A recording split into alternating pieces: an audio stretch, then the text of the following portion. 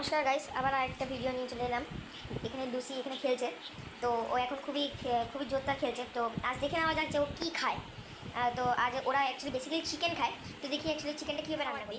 যেরকম ডাল, চিকেন আর যে অনেক সবজিপাতি অনেক দিই, যাতে কি ওর মানে ইমিউন সিস্টেমটা যাতে খুব ভালো থাকে আর ওদের ব্রেন ডেভেলপমেন্টেও খুব কাজ করে।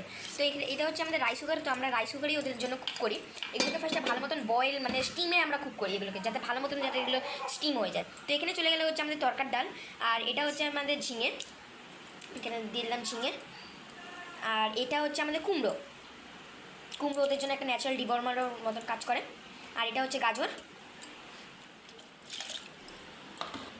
আর এখানে হচ্ছে ওদের 4 পিস চিকেন।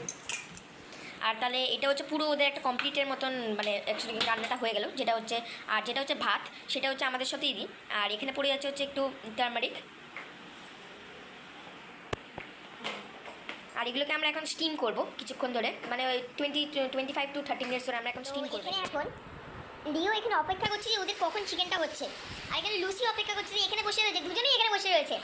আমি ওই ঘরে ফ্যান চালিয়ে গিয়েছিলাম, তারপরে দেখি কি ওই ঘরে নেই, এই ঘরে আছে। তারপরে আমি এখানেই ফ্যান চালিয়ে নিলাম। তুই গাধা হয়েছিস লিও একটা, ওখানে কত ভালো সুন্দর হাওয়া দিচ্ছিল, আর তোকে তো আমি মানে এখান থেকে ডাকছিলাম। তো আর দে, তোর অপেক্ষা হয়ে গেল। নে আর 2 মিনিট বাকি আছে, কাজ ভিডিও করে দাঁড়িয়ে যা, তারপরে চিকেন হয়ে যাচ্ছে। হ্যাঁ তুইও চিকেন হয়ে গেছে, চিন্তা নেই, এখনই খেতে পেয়ে যাবি। শেষে লিওর অপেক্ষা শেষ আর লুসিরও অপেক্ষা শেষ, কারণ কি আমাদের ভাত হয়ে গেছে। চলো এখন এদেরকে খেতে দিয়ে দিই।